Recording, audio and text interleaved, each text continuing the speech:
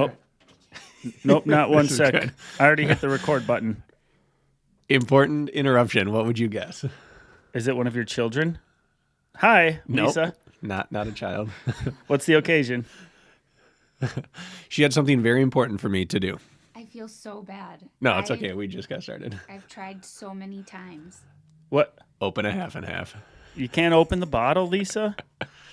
It's terribly difficult. It's one of these that it's pushing in on the. I don't know Yep. if you can't see. My finger is so red. Oh my goodness. Wait, you're going the wrong way. So right now, Bracken, I don't know if that's we'll tight, use this or not, but Bracken's trying to open the carton of creamer, and he can't do it either. No, I It's- got it. Did you get it? Prove it. Oh, it is opened. What a man. It's one of those though, like when you start to crank on it, the top was caving in. Yeah. You can't put too much pressure on it. Yeah. He's my hero. Yeah, darn right. Way to go. All right, thank you. Proud of you. Bye, Lisa. Lisa's first appearance on the podcast in a while. We'll see if She that opened stays. the door with like the saddest look. I'm so sorry, but I have to have coffee. It's already 10 a.m. and I'm going to murder the kids kind of look. We sat here in BS for 10 minutes before recording, which is not atypical for us guys, by the way, listening. And then at the moment I decided to hit the record button, she burst in. That was good or bad timing. But I wanted to start with something that I found out this morning. And one, makes me feel a little inadequate as a coach. And two, I'm sort of like impressed / mind blown. I got Okay. I got a video from one of my athletes, Louisa. I'll give you a shout out, Louisa Bartildes. You've probably seen her. Bartelas, yeah. Yeah. How do you say your last name? You know, I'm not going to say it now because I don't want to get it wrong. Bartildes. Okay. Yeah. Okay, Louisa. Anyways, Bartelas. she is down in Brazil, and she sends me this video. It's like along the beach on like the boardwalk, like the nice bike path along the beach. It looks beautiful. Maybe you've heard of this before, maybe you haven't. It's in Fortaleza, I think it is. Anyways, Fortaleza. yeah, say it. That was like Italian. There's coaches there and run clubs in which you buy memberships to. It may just be a tent along the beach. They're gels and waters and coaches. There is somebody taking photographs of you running by every day, like a personal photographer. And there was a line of a handful of these run memberships in which they got everything you need there. Bathrooms, anything that you could possibly desire for like a membership fee. So there's like a central hub where all of these coaches hang out and their athletes are members. That's their home base. And they're there from every day as like their business model. And I saw the video of the photographers just taking pictures of runners, and then you can look them up and take them off the internet. Do you know this existed? Because my mind's kind of blown. No. What have we been doing? Why can't we I go do not sit know down anything about this. in like downtown Minneapolis, or you can go on the lakefront in Milwaukee? That could be your business venture. That could be your million, Bracken. It's a good idea. But I don't know if you know this about me. I don't like events looming on my calendar that I have to leave the house for. You mean like a job that you'd have to go to, for example? Yep. Okay. Yeah, that's a great example. Tell me more. Like if you called me every Friday night and said, "Hey, tomorrow morning, let's head down and put a tent up and do this coaching thing by the beach," I'd be like, "All right, sweet." But if we put it as a reoccurring calendar item, I would dread it every week. Huh.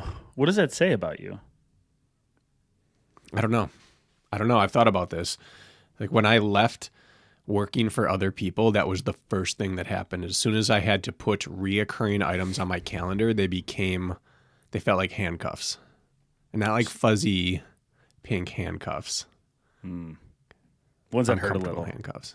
So like this standing 10:30 a.m. Monday mornings that we record our Training Tuesday, does that feel like that, or it's different because you're at home? No, because it's in my house. I got to choose with you the time that we're doing it. Something about having the pressure to leave the it sounds even weird saying it, the pressure, but having something where I have to leave the house. I think the biggest part about it is that travel time stopped being a thing when I started working for myself and working from home. Yeah.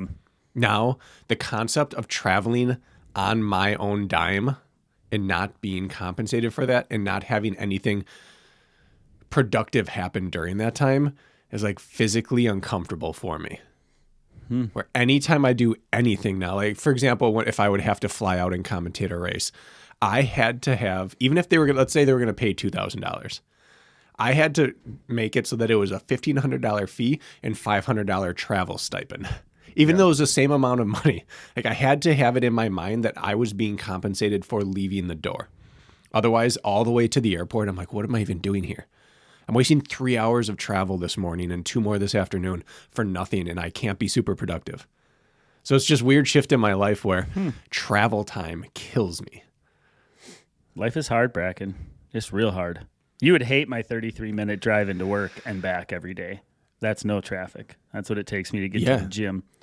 Although, if I get calls done during that time, I feel like I've double dipped. Yeah.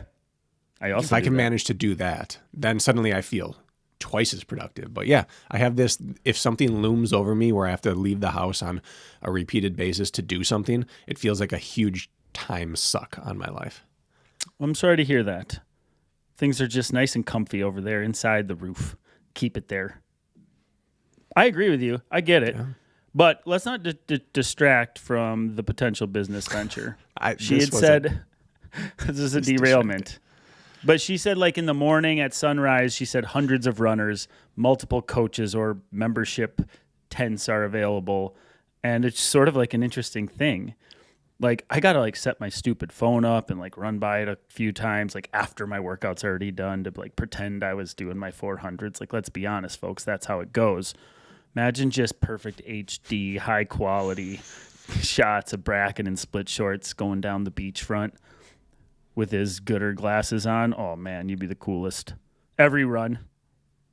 Does she have a side piece coach?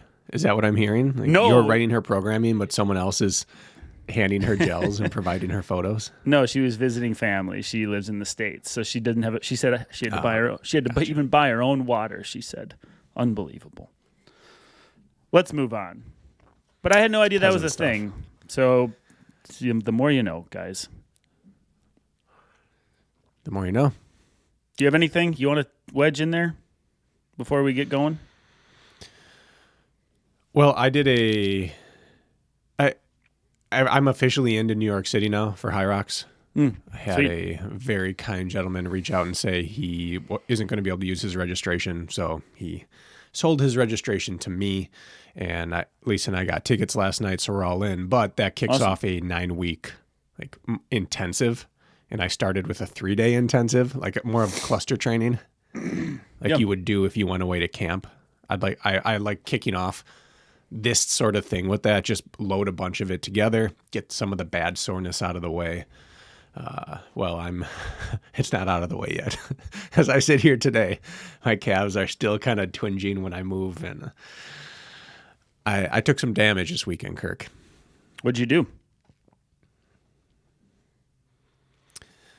I did a 3-day block of threshold training and heavy station work just to get through it. So 3 on, and this will be 2 days off now. Yeah, you need these 2 days off.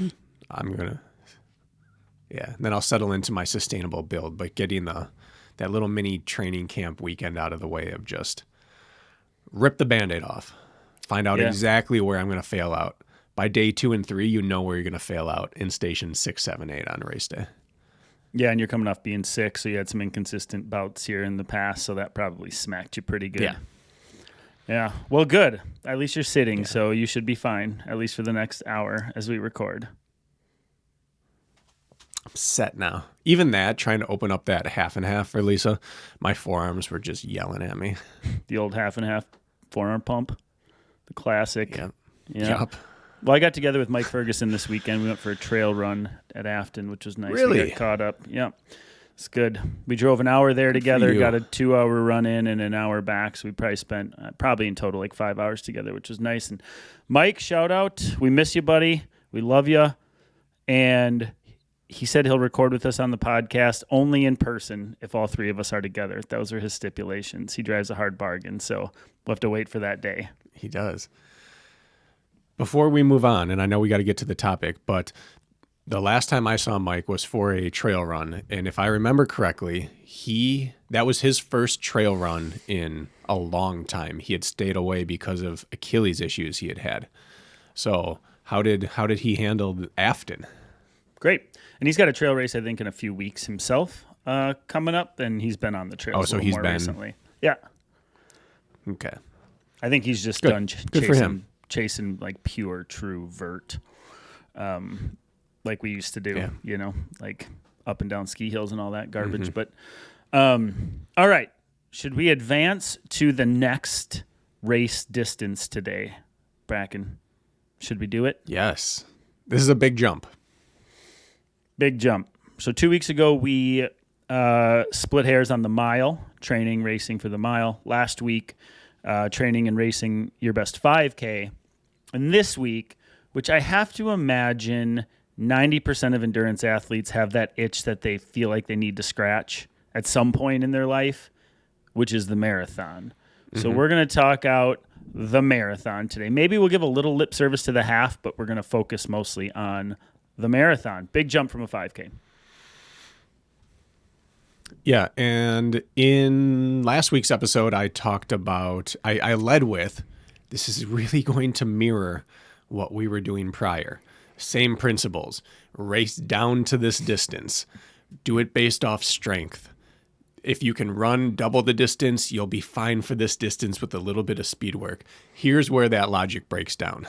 It is very, very difficult for a normal human being to race down to the marathon. Certainly from an intensity standpoint and practically from a volume standpoint as well. So this is where a bit of the theory diverges, but a lot of the execution remains eerily similar.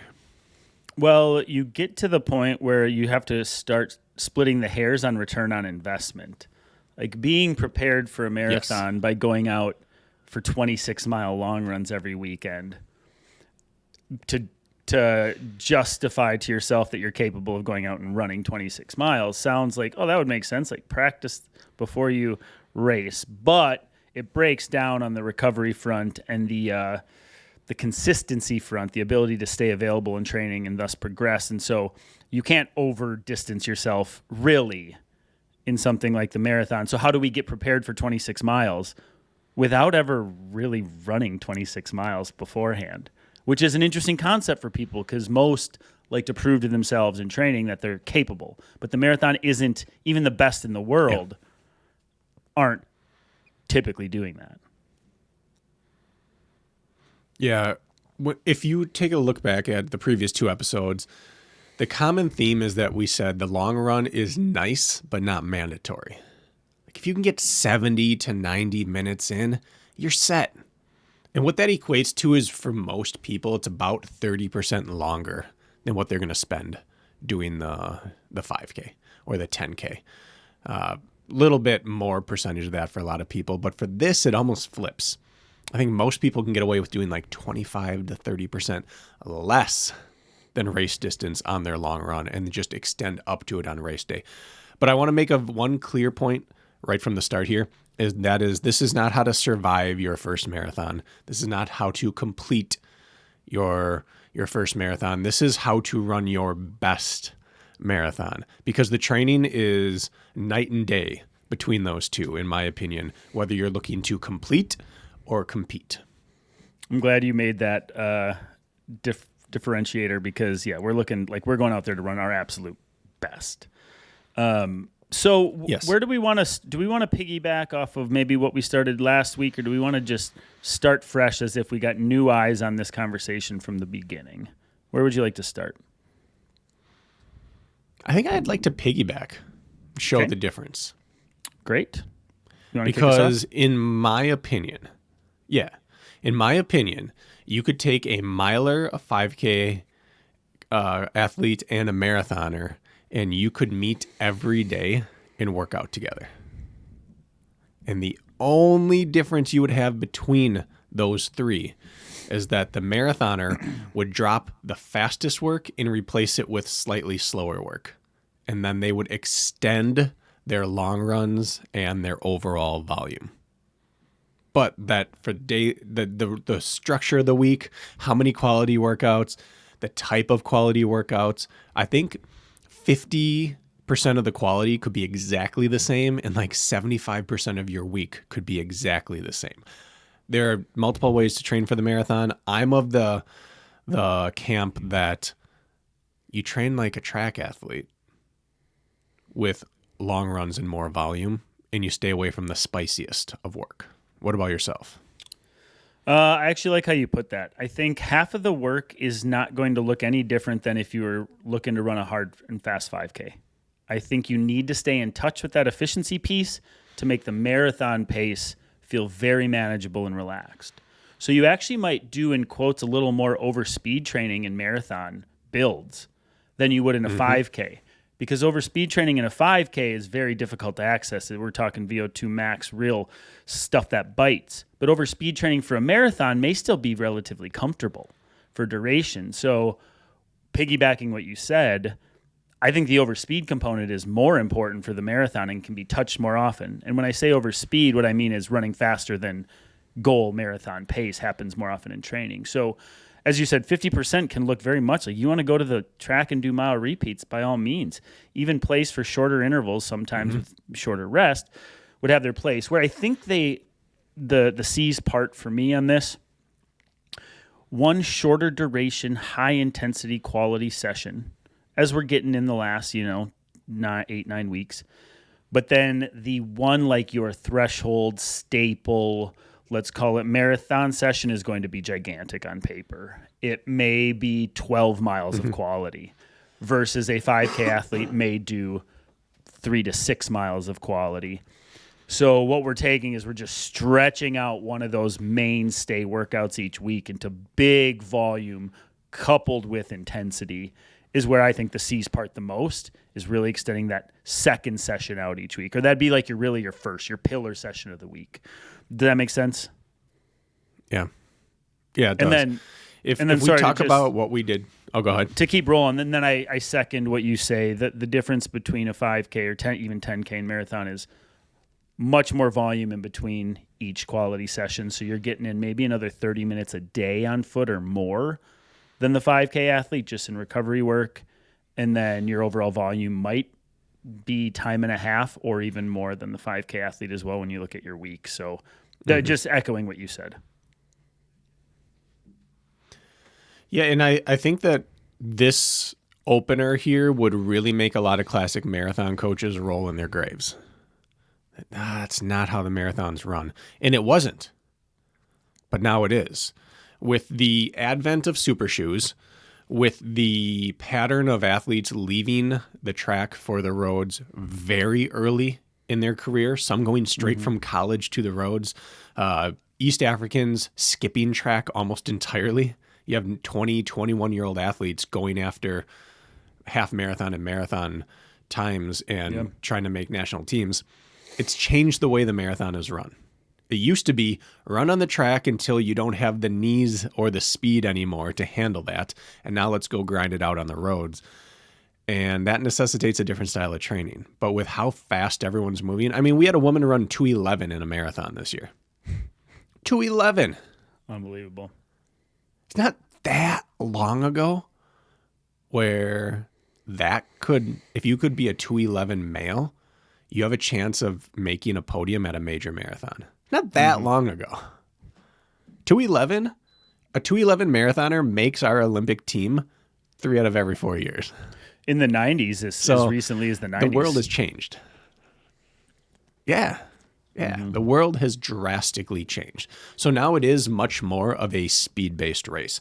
And again, we're talking about how to run your best, not your first or your most stable. Just boom or bust. We're trying to be as fast as possible. So what I would say is that In the 5K, if we look back to that, we were talking about you're running something threshold every week all the way through almost to the very end. And then you're going slightly faster than threshold as you build through. And that's really the only difference there. I think you're still doing that standard like we talked about, 10 to, for a marathon, or 10 to 15 by 1,000 with 60 seconds rest. That's still a marathon staple workout. 10 by 1,000 is Eliud Kipchoge's most repeated workout. You know, you're not changing that kind of work because engine is engine. And the ability to deal with and improve and buffer and shuttle lactate is still paramount, especially the faster you go in a marathon. The only difference is that the under work, like 5K paced work or mile paced work, has no real use in a marathon. And now you just move it one deviation up. So instead of threshold and slightly below, now it's threshold and slightly slower, but only slightly. And that becomes a quality long run. That's really the only difference. And then you add in legitimate long runs each week, where those guys, like we talked about in night school, Jakob Ingebrigtsen claims to have never, other than the half marathon race he ran, to have never run longer than 20 kilometers in his life. That's 12 miles, 12 and change. Now, that's the difference for a marathon. You can't get away with that. But yeah, sticking around 2 quality workouts per week, one of them at or just under threshold, the other at or just above threshold. But like you said, lengthening the duration of workouts and the volume that precedes it or occurs afterwards. But there's not a ton of difference because engine is engine. The one thing that the world is getting away from is marathon paced workouts for marathoners. I want to break something down that you just touched on, though, really quick. It's the point I wanted to make, and I was going to wait, but it's now. So you said engine is engine. Could not agree more. And then you said, well, Jakob Ingebrigtsen would not be prepared for a marathon. And I also could not agree more. You didn't say those words, but that's what you were saying. And I could not agree more. And there's one key difference between even the half marathon and the marathon. And that is your structure does not give a crap about your aerobic capabilities the back third of the marathon. No matter how aerobically conditioned you are, no matter how high your VO2 max is, and no matter how strong your heart pumps blood and big your lungs are, the roads smash your legs. The same stride over and over at race effort smashes your legs, and you will structurally, I mean, this is the marathon in an essence, but you structurally break down that back third to the point where a lot of people can't even access their abilities anymore. And so the reason for the over duration training, and road specific, I believe, is vital because it's so damaging in training. Like you gotta build up your resistance to impact. Otherwise, like, the marathon will win. Jakob Ingebrigtsen could prove me wrong, of course, but for us mortals out here, like, when rent comes due, holy smokes, and it comes with interest at mile 18 to 22, somewhere in there. And then you're so damaged structurally that you can't run well anymore. And so that's the biggest reason why increased volume across the board is important. And then also putting those, I think the trails are great for saving your legs and working laterally and stability, but this is where, like, you kind of have to step out your door and be like, all right, my big 22-mile long run happens on the bike path. Crap. But that's so important for this specific race. So I just wanted to touch on why the why isn't aerobic capability being your limiting factor, especially if you're making the transition to your first marathon. It's like, my body's physically going to break down. And so that's the big differentiator between that and any shorter race that we have access to. Even the half, I don't think is long enough to do that to you. So wanted to get that out there. No, especially not at the elite level. An elite marathoner can run about an hour for a half, plus or minus. Over the course of an hour, I mean, these guys, let's take a look at Jakob. He runs 110 to 112 miles a week, every week for like 7 to 9 months out of the year. Yep. He has enough aerobic capacity and training and volume of training to handle a marathon just fine. But even if you're doubling every day, 2 doubles, 20K a day, does not prepare you for the pounding the way one 40K run does or one 20K run does. 2 10Ks does not equal one 20K in damage. It doesn't, which is the benefit of doubling. You get the aerobic benefit without the pounding. All up until this point in the series, we haven't mentioned pounding one time. But this is where you cross that 2-hour mark. Really, you cross the 90-minute mark. And pounding becomes one of your biggest issues you have to deal with. And you have to treat the pounding of a marathon the way you would treat downhills in an ultra.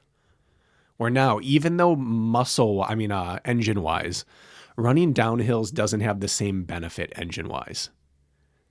You still have to give specific workouts and not pay lip service to the time spent pounding downhill in order to absorb them on race day. It's the same thing with those runs longer than 90 minutes. Even if they stop being as effective aerobically after about 90 minutes, the risk-reward ratio stops being in your favor. They're mandatory in order to have the resistance to impact so that you can keep doing all the things you've trained for after 90 minutes on race day. Yeah, I couldn't agree more. And that's the interesting thing. Like, let's say I went out, I think the longest I've run on the roads is like 2.5 hours, which was a long run on the roads. But whether I go and run hard for 2.5 hours, whatever that means to you, or I go run easy and it's a BS session with my buddy, my legs still feel kind of the same when it's all said and done. And that's like kind of broken, tired, no matter what. And it has nothing to do with my aerobic output. It has everything to do with just repetitive, boom, cement. Actually, concrete. I got corrected by Jack Bauer.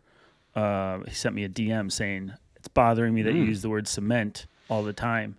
It's concrete. So he straightened me out on that one. So anyways, Jack, concrete. Pounding on the concrete. It's a very Jack update to receive. Yeah, slid right in there and corrected If Jack messages me, he's either informing me on something that I may not have seen, like here's a link, here's a race, did you see this? Or he's correcting me. So he's always a source of information, either positive or negative. I believe cement is like is part of the concrete making progress. It might be the powder stuff, and then you mix it together to make the concrete, in which we all hate and know. So Jack gave me a paragraph lesson on this.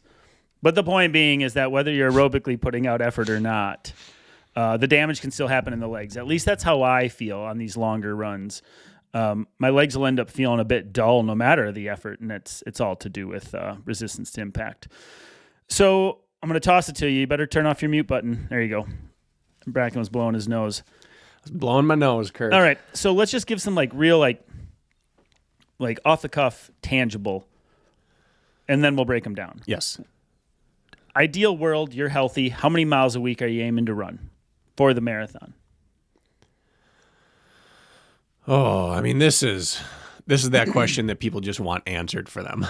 Yep. And we generally stray away from it. But if it doesn't matter, if it really doesn't matter, I'm shooting for 70 to 80. Because anything less than that, and I know I'm not running enough long runs or enough daily mileage to be able to have the confidence that I'm ready to handle the marathon. Now, perfect world, yeah, I'd run 140 miles a week. I know I can't handle that. So I think that the volume you run for other events is as much volume as you can run while still hitting your quality workouts with no issues whatsoever. Yep. And for the marathon, it's as much volume as you can run without breaking down physically whatsoever, there's a slight difference there. And I think it's an important difference. And the difference is that for shorter races, the most important thing is that you hit your quality days perfectly. For the marathon distance, the most important thing is that you train as much as possible without breaking down at all. Even if some of your quality days suffer a little bit. Even if you bring lingering fatigue into some quality days, which you would never want to do training for a mile or a 5K. But it's kind of sport specific bringing to the marathon. I actually agree with you very strongly on that in marathon, I don't know, maybe I'm coaching 8 to 10 marathon builds right now. And I would say, okay, in the marathon build, if it's done right, you may have some heavy legs for some of these quality sessions, like that underlying fatigue, especially in that overreaching phase. But that's okay if you downgrade your pace by 5 or 10 seconds a mile and still get the work in. A lot of times that's really purposeful, like work under duress, right? Because we're going to have to feel that the back half of the marathon regardless. But I think barrier to entry is 50 miles minimum. If you want to have a shot, and that's like 50 miles on 5 days with cross training in between, which means your days are a little bigger, 6 to 8, and then a long run, let's just say. Big quality session, big long run, small fillers. I think that's your minimum barrier to entry. And then I think to really do it right, you have to hit. I'm thinking of myself, and if I stay healthy, I may push for one this fall. I'm not going to put the cart in front of the horse. I want to make sure I can do the mileage first. I think it's got to be 60. I think I like 50's minimum, but like 60 you can start to be a little more comfortable with what you're doing, and 70 I think is probably what it takes when you add up the filler runs that you need on your recovery days. When you talk about bigger midweek long runs, you may be running 14 miles on a Thursday. That's not your long run, that's your midweek long run, right? And then end capping with 20 and 22. Those numbers just add up if you're really giving yourself a fighting chance. So I'm going to say 70 ideally, but if it's done very particularly and right, I think you could do it on 50 in 5 days. That's what I think. Yes. And the asterisk for this is that, yes, you can do it on less. And there's a myriad of examples of people who have done it on less. And that's fine. We're not talking about could you get away with. We're talking about how to guarantee your best one, which is higher volume. That doesn't mean we even prescribe this to all of our athletes, because it's not always smart to do this. In fact, there are 2 people I'm working with right now who their long-term goal is a marathon, and the first thing we did was reduce volume and intensity because they have to get to the start line. Yeah. That's the ultimate goal, is you have to get to the start line healthy. And how that happens is totally up to the individual athlete. But in a perfect world, you got to run big volume. You have to. If you can't go out every day in any condition and just walk in your sleep through an hour of work, you're not ready for a marathon. If you can't go out on any given day and run 8 to 10 miles casually with no ramifications, you're not ready for a marathon.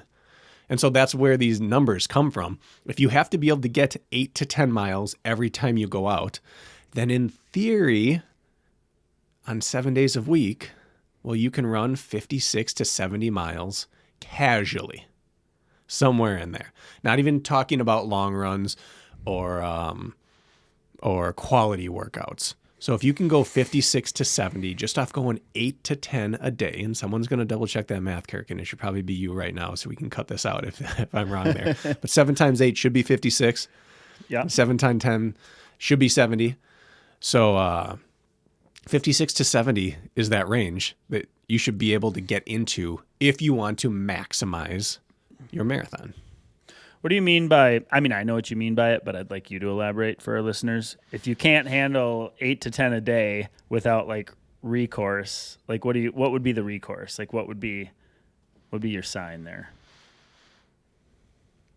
If you go out for an 8-mile easy run and it's not easy, like by 5 or 6, you're getting sore or way too fatigued, 26 is going to be a real stretch of the imagination.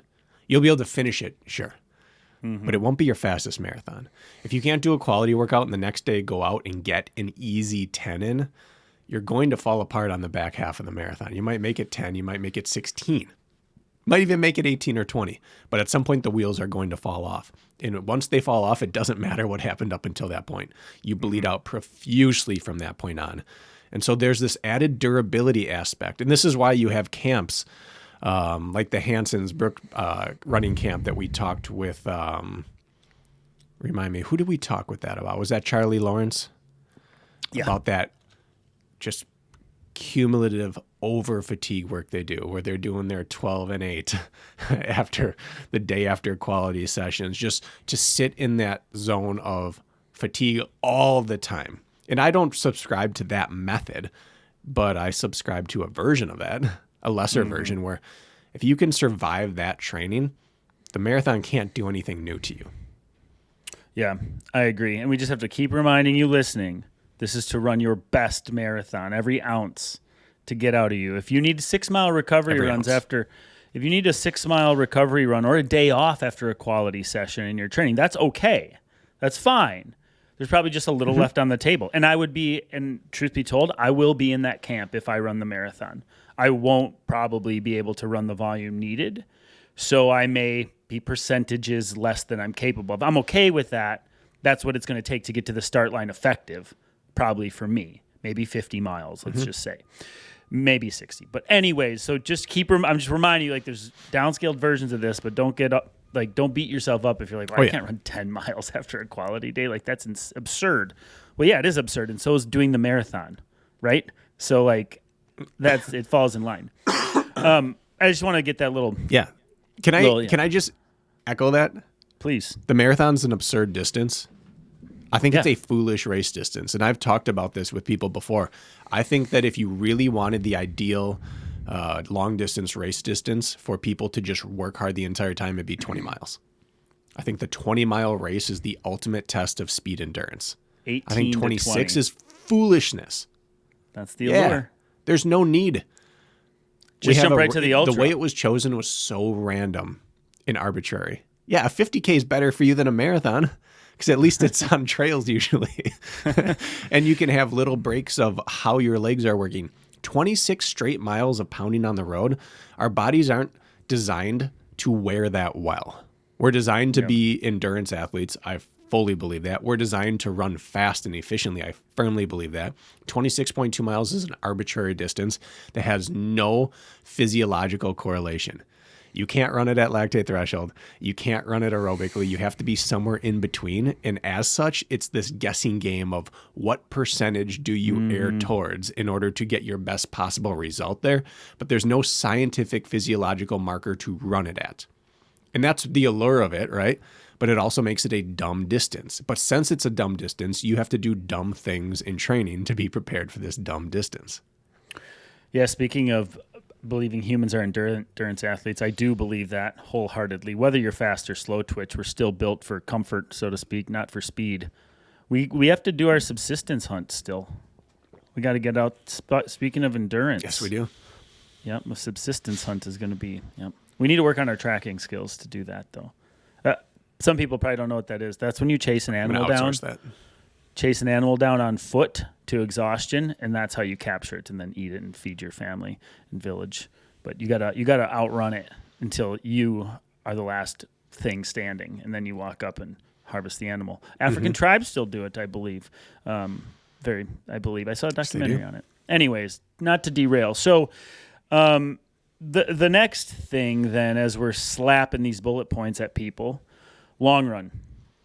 How long and how often do you believe the long run needs to be executed? And what should you cap it at? Where do you think you need to hit in training, distance-wise?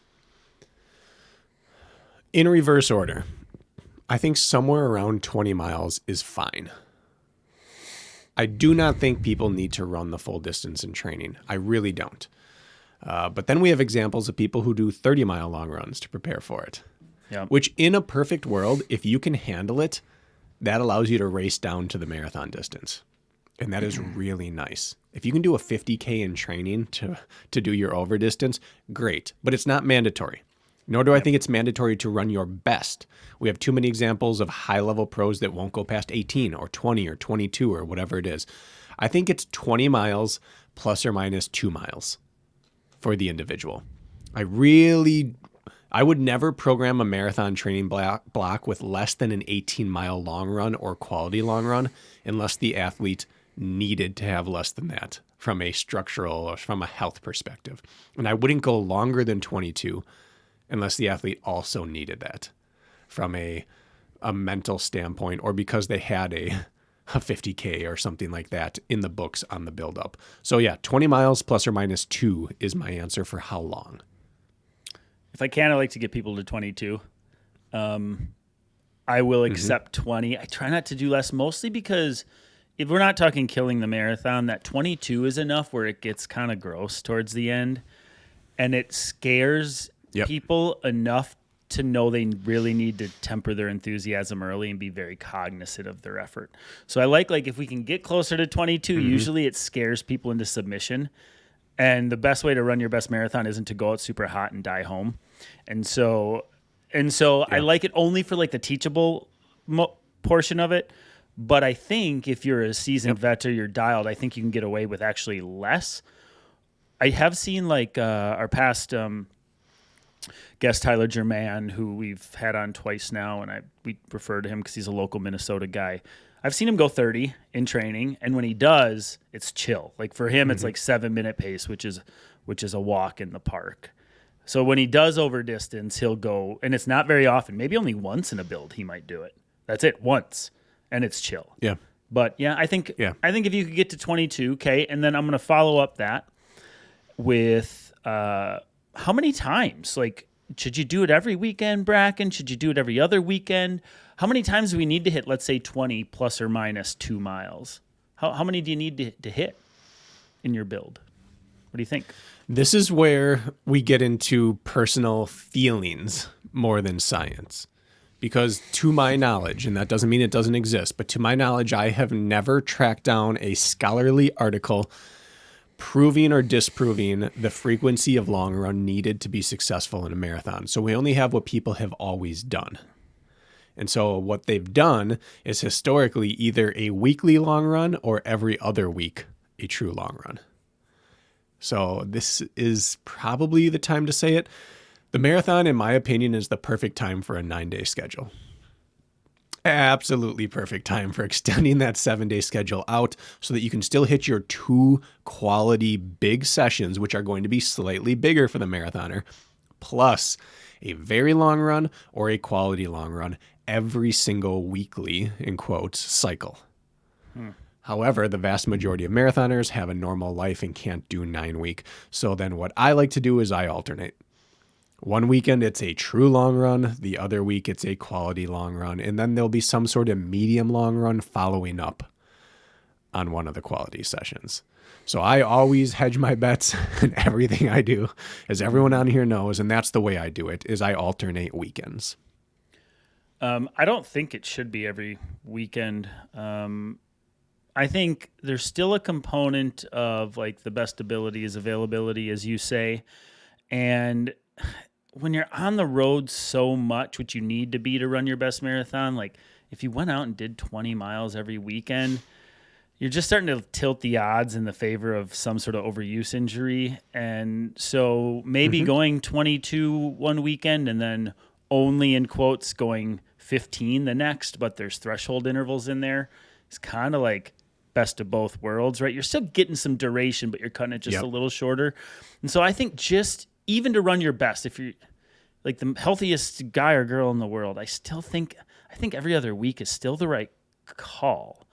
And I don't know necessarily like what the top end pros do. Like, I don't know if Connor Mantz and Clayton Young go out for 20 every weekend or what script they're following. I should look at that, but that's my philosophy too. Backing you up there. Yeah.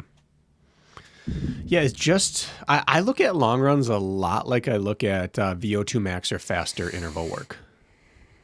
Where if you do a few of them in a row, you get better at them very quickly. And they build a ton of confidence, but they erode you. The longer you spend consistently doing them, the less you get back and the more they take from you. So even they're on polar opposites of the intensity scale, I believe they provide the same type of physiological stimulus in terms of getting you better at the task of doing it and then breaking you down for doing it. And so I don't like to do it too often. If I'm building my perfect marathon, and someday I will run a marathon, Kirk, because as a coach and as a runner and as a fan of running, I have to have a marathon build and execution on my resume at some point. I just have to do it. You have to run a marathon if you love running as much as you and I do. At some point, it just calls to you. But I will not be an every week long run athlete. I will be an every other week. Well, and then I was going to follow this up, and you sort of opened the door on this part of the conversation, is how many, meaning like in your build, let's say your goal is to build up to 22. I want to do a 22-mile long run. Like, is one enough? Do you go 18 and then 2 weeks later 20 and then 2 weeks later 22 one time and then you taper in? Or do you hit 22 every other week for 3 cycles? You know, what's your philosophy on that? And that's the return on investment thing, right? Are you going to wear yourself out in the process? And by the time you could end up flat or not. So go ahead. Well, this is why I alternate long run distances.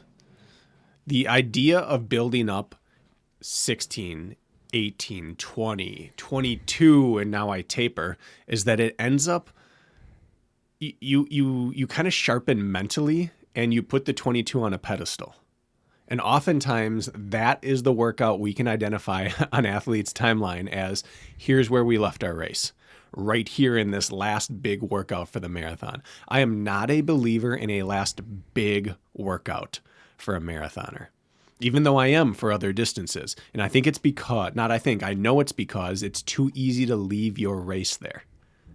I think it's the single most common issue other than not showing up healthy is leaving your race in your last big workout. There are too many examples of this happening, and so I don't do that. If I am going to have someone run 22, I want them to run it twice. And I want it to be spaced at least 4 weeks apart so that they don't put any undue emphasis on either one of those. And we word it as that way. The first one's a freebie. You're just going to go out there and feel what could go wrong. Get it under your belt. And the second one, you're going to try to do it better. But better doesn't mean faster, it means easier. You're going to try to get it done with less damage. Yep. And our last key workouts are going to still be our interval sessions that are only going to be, in quotes, 12 to 16 total miles of work. Because I am just really, really hesitant to be involved in someone leaving their race in training. I would rather have you show up feeling like, I know I ran the distance, but I didn't crank on it, and there's still some mystery on race day, than, oh, I crushed that workout, but was that it? Yeah. Yeah, I think 22, let's just say that's our number. I think twice as well is actually exactly correct. And maybe that last one is, I like 3 weeks out. And then the following week, you give them a softball, which will be like 18, which will feel like a softball compared to 22. And then 2 weeks out, you're shorter with quality, and then you race, and suddenly you're like, God, I haven't run that far in that long. And you get to the start line being like, yeah, I know I did that distance in training, but now I feel like it was so long ago. Like, am I still able? Like, did I lose anything? No, you're right where you should be, available. Or am I better? Right. So I actually think that's perfect. And you don't want to... I really don't think you want to go like every other week, like a 20-mile long run for like months on end. You want to build to it. You want to sit in it for maybe a 4 to 6 week window-ish, and then you want to taper right down in. So oftentimes with the marathoners that I coach, actually, like my marathon's in 6 months, they're ahead of it, they're hiring me in time for it. And then I send them their first plan. They're like, why am I only going 12 or 14 miles on my long runs this month? Or why, like I thought I needed more volume. And the answer is you do. But I'm telling you, if I start sending you for 20-mile long runs out of the gate, you're going to get to the marathon day flat as a pancake.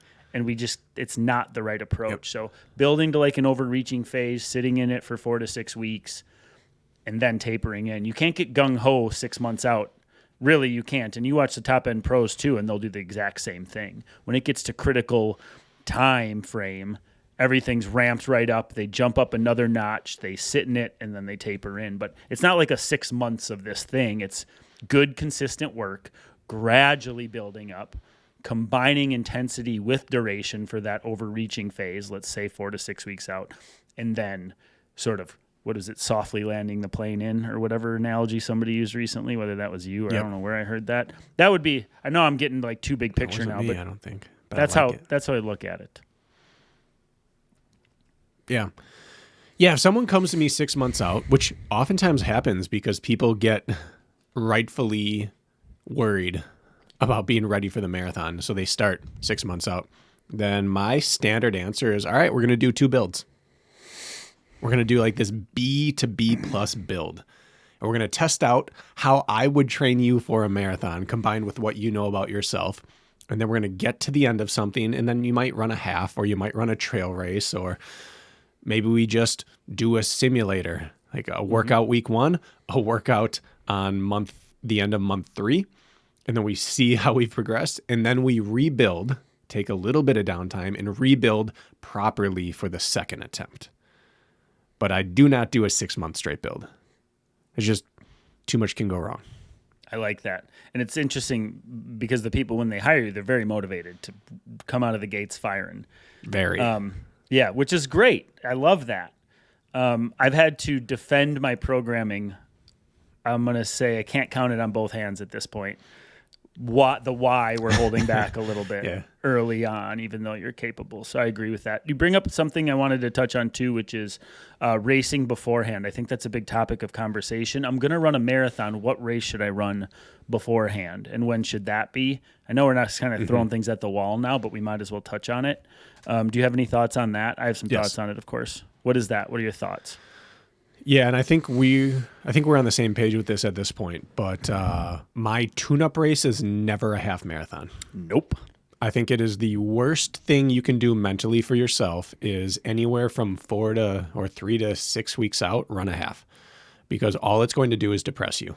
And we've talked about it on here before, but it's really difficult to run close to marathon pace, which half marathon pace is usually kind of close to marathon pace. It's close enough that it makes it hard to imagine ever holding slightly slower than that for double the distance, because halves hurt a lot, but they're not significantly faster than your marathon pace. And so it just sets you up to erode your confidence.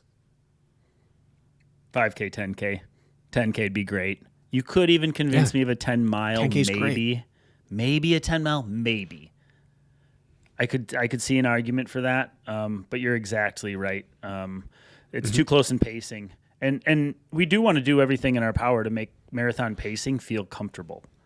And if you're scared of that by running a half beforehand, I just think you go run, a 10K 4 weeks out or something on one of the weekends. You don't have a true long run, and the intensity is going to be so much more heightened than you're going to feel the first 8 to 10 miles of your marathon. That the perspective is sort of everything, and the downshift in pacing is everything. And I think those are key components to racing beforehand.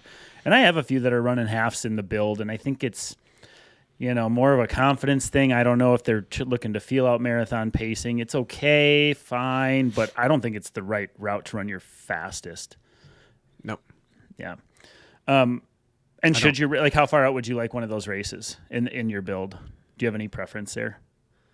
Doesn't matter to me. I think marathons and ultras are the least important to do real races leading up to. Because you don't have to feel a sting. You don't have to feel tactics. What you have to feel is appropriate respect for the distance and pacing. And you can get all of that through training. So I don't think you have to race at all. What I do think is most important is doing a race to get the race experience. Got to wake up early. I've got to test out my pre-race breakfast. I have to put on my kit. I have to test my socks and shoes over a race distance. I have to reestablish how the Porta-John situation is going to work for me before a race. Getting the kind of like the paperwork of a race done, the logistics, go through that. I think that's very important to people, because a marathon is a competition of not exerting too much, and mental strain on race day is every bit as destructive as physical strain. So just going through the race day stress is very important. But that's where I would send them to a 10K, or if they want to do a half, I just did this with someone. Sure, let's run a half, but we're going to run it on the trail. Yep. You get to do all the race day stuff, but you don't get to get destroyed mentally. You don't have to play mind games about pace, because pace is out the window. So you can go work hard for a half marathon, which is beneficial, but you don't have to compare it. No comparisons get to be made. Yep. Yeah, I like that. It has less to do with like racing for an hour to 2 hours being the concern, as much as like the mental game you play with the pacing and then projecting to your marathon, right? All of that. Yeah. If I take a step back, so just to like outline, at least this is my belief, I think you'll probably nod your head to most of this. If I'm going to lay out like a 7-day normal schedule, okay, a 9-day, you're right. You can make a really good argument for a 9-day. In an ideal world, what you'll end up seeing is Tuesday, let's just a traditional Monday through Sunday schedule. Tuesday is going to be your big highlight point of the week. That's actually going to be you may do 9 miles, you may do 3x3 mile repeats, at marathon pace or faster, for example. It's going to be your biggest session quality wise on Tuesday. You'll recovery run Monday, Wednesday. Thursday will be a midweek long run of just a little longer, right, than your typical recovery effort. And then Friday, what I would typically recommend is this is your sort of overspeed day now. So Friday, it won't be as much volume, but maybe you are hitting mile repeats or you're doing whatever it might be, but shorter, quicker than marathon pace. And then you'll run a nice what you call like easy long run the following Saturday. Let's say that's your 20 miler. The following week, as Bracken alluded to, you're going to run the same script. You're going to run your big highlight thresholdy marathon workout Tuesday. But this week, you're not going to do a quality session on Friday. You'll just do another recovery run. But then you'll mix your quality into your shorter long run on Sunday or Saturday. So you have two, what in quotes, quality every week. One is mixed into your long run, which is a shorter duration. And then the next week it's a standalone. And then you run your long run fatigued from speed work the day before. So it's really a 2-week cycle is what I would look at in an ideal. Or this is my opinion. You can pick holes in it, of course. There's other ways to do it. And you'll see a lot of even the pros. I follow what like Tyler German does, again, bringing him up on Strava. And I look up to the way he trains. He has brought some new workouts into my life. Similar script those guys are running at Minnesota Distance Elite. And they have some very good runners. I mean, one of their women, Dakota Lindworm, just qualified for the Olympics. She's on Minnesota Distance Elite. And they're running the same script. That is the script that the best marathoners, at least locally, are running. So I thought, and I prescribe that and I believe in that sort of general layout. What would you pick apart? I think that's the everyman's best script. Yeah. 2 quality sessions, 1 long run. Every other week, the long run is a quality session. And on that week, you either go easy long the next day or you do a midweek long run. That's the only pivot I would ever make is I alternate depending on the athlete or the time of the block or their needs, whether they're doing midweek long runs like Tuesday quality, Thursday medium long, Saturday long quality. Yep. Or if they're doing Tuesday, Saturday with Sunday medium long. It doesn't really matter. It's just dependent on what that athlete needs are. But yeah, that's the everyman's elite level training. Anything more intense than that is no longer how to run your best marathon with any sort of guarantee. You either need elite level talent, elite level recovery ability, or elite level coaching and facilities behind you. I think what you just outlined is exactly how I would do it. But the quality, I'm going to double down on what we did for 10K. It centers around threshold work, slightly above and slightly below. I do not do very much marathon pace work other than simulation workouts, test workouts, fitness checks. Other than that, it's all faster than marathon pace. Yep, I agree with you. And I will say, because I'm just thinking a couple athletes that I have programs written that aren't on this script, but they're running a marathon. So they're probably like scratching their heads like, why? That's not what I have. And the reason for that is you actually really need to earn your way into this program. Like if you haven't really tackled a marathon before, you're still relatively new, the volume itself is going to be enough of a stressor. So running 2 quality sessions every week actually is not the right call for most people. Even if you're looking to run your best right now, it may be a Tuesday quality and a Saturday long run. And then the next week might be a Tuesday quality and a Saturday quality long run. You might only get 3 quality sessions in 2 weeks because the extra volume, we need to be careful there. And so just know, like, if you're like, I'm going to run my first marathon, and then you're like, okay, 2 quality sessions a week and a fatigue long run and all this, it is a solid recipe to find yourself with something going wrong. And so this is more like the next, like your second or third crack at it if you've proven that you can stay healthy. This isn't like, hey, this is my first crack. I want to hit it. I don't know if I would suggest that for your first timer. You know what I'm getting at here? You need to earn your right into that training script. That's my PSA. Yeah, in the build up to this, getting the first one done, either the medium long run or the second quality work is replaced by some sort of leg builder or muscular endurance workout for me. Building up the stability and the power to be able to handle structurally the marathon. The earlier you are in the training cycle, the more emphasis I'm putting on we're going to get the miles in and we're going to make sure you can handle your long runs in your daily volume. And whatever intensity we can place upon that is what we place upon that. And if we have to put that intensity on the assault bike or the rower, that's fine because I want to hit your 60 miles. I want to get your 6 miles every day, Monday through Friday, and a long run on the weekend. And if we have to get our engine work somewhere else, great, because we are surviving and finishing the marathon. This is now post-secondary education. This is where you go off to college and you run your best. That's what we're talking about today. Yep. Yeah.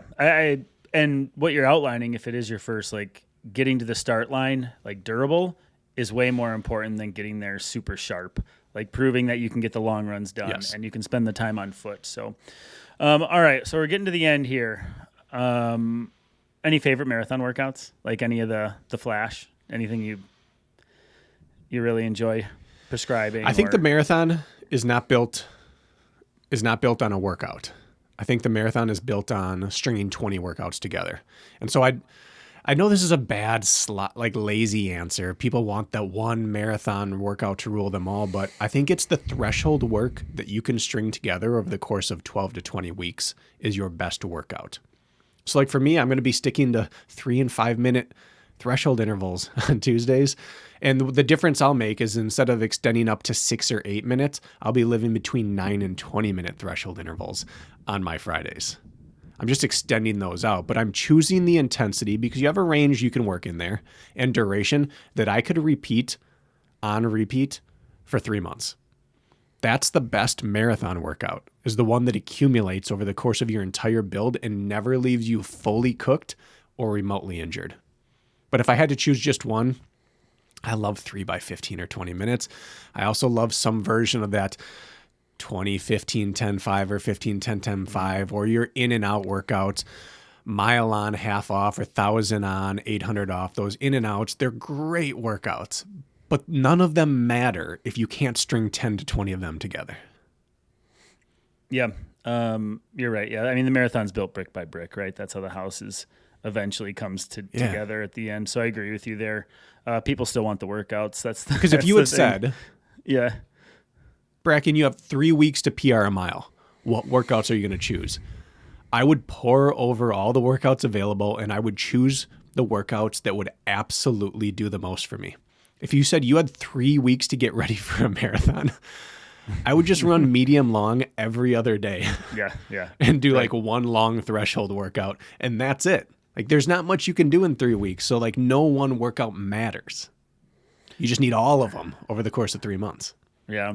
Well, I like the float style where you're never giving yourself true rest. I've been playing around with that a good bit. I've done a number of different variations of it now, including uphill variations, which the word float shouldn't be used in uphill workouts, I've decided, but I still say it. There's no floating.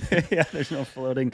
I did 3-3 float this Friday, and I was like, this is stupid, but I floated, supposedly. The float style where you're just never really backing off the gas. Maybe your heart is 20 seconds a mile faster than marathon pace, and your float is 20 seconds a mile slower. And it averages marathon pace, but you're over and undering it, right? Like you mentioned, the over-unders. Trying to extend out to 60 minutes of it. You may want to do 60 minutes of Balat 60-60. 60 surge, 60 float. And you might do, but you extend it out to like an hour, like 30 reps of it. You see a lot of these guys going 75, 80 minutes of that stuff. So the float style, look into like an hour of work. What is that going to take? Oh, that 3 by 3 miles. I just had a marathoner run 4 by 2 miles, very specific. I mean, that's even a little under on the volume side, but like those longer things, like I haven't said quarters, I haven't said anything else. The whole stand and true rest recovery in the marathon, pretty much out the window, guys. Like we're not running unless it's like really long extended threshold, like millions of reps. Like most of our recovery now in quotes is like we're running our recoveries.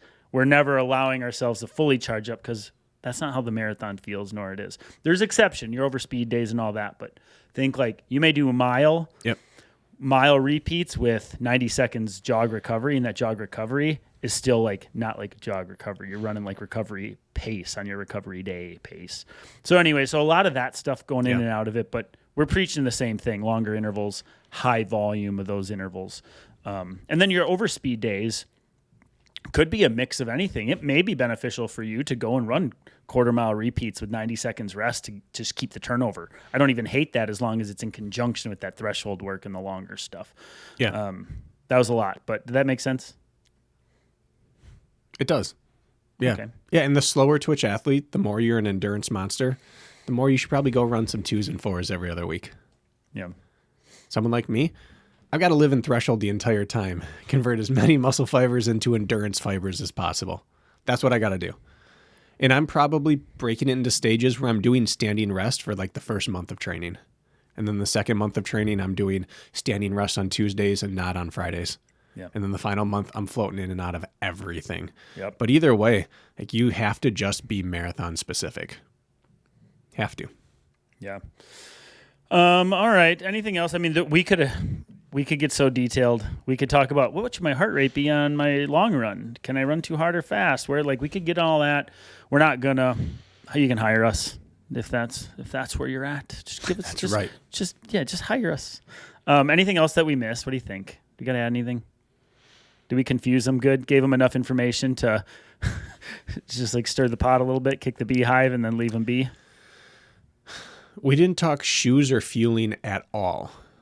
And that's because this is about the training plan, not the execution. So maybe there's an entire whole other day about getting the most out of energy stores and return on your energy. I went through, there's a series on YouTube outlining whenever they started video recording the marathon, the Olympic marathon. And who is it? It was what was it, the 50? Maybe it was the 50s? The barefoot marathon, the guy that won ran in no shoes on the concrete. It was a BB Bekele or something. And it was BB Bekila. It wasn't that. It was 63 or something. It wasn't that long ago. It was guys had shoes. There was some technology. No. And he won, didn't he? In two, who knows, 14 and barefoot. The heck? I wouldn't recommend that. Yeah. Yeah, he was destroyed afterwards. Unbelievable. I would recommend if you're out of content, you can get on I don't know what page it is, and I don't know if you've watched it, but it'll walk you through a 10-minute video of the marathon, the summations all the way up, and it's kind of a good history lesson, and it's fun to watch the approach. I didn't watch that. I've watched the progression of the mile world record, or 1500. By Runner Boy. That was a fun one to watch. I think he's got him out there. I don't know. This was a while ago. Yeah. He's done most of the Runner Boy, BOI, I think. He's done most of the distances now, mile, 5K, marathon. Yeah. Okay, should we wrap? I'll have to check that out. Oh, yeah. All right. It's been a pleasure. It has been. And for everyone listening, please understand that all your confusion is warranted. This is the least buttoned down distance. The pros are still changing their style almost every camp. Cam Levins, who is the Canadian national record holder, just switched up his training style last year. He's a pro athlete. He switched his training style up last year. This happens all the time. People jump camps in the marathon as much as any other distance out there because there's always something different to try, and it takes so long to prove or disprove a training block. So if you're listening to this going, I just don't know how that could work for me, that's okay. That is very much okay. This is a distance that is 50% science and 50% intuition and guesswork. Yeah. And that's part of the allure of this marathon. I think you put a bow tie on that nicely. Now people have a nice comfy pillow to sleep on if they're scratching their head saying, I'm not doing anything close to that. It's okay. It's okay. Nope. We love you. All right. It's time to end this thing. See you later, Bracken. See ya.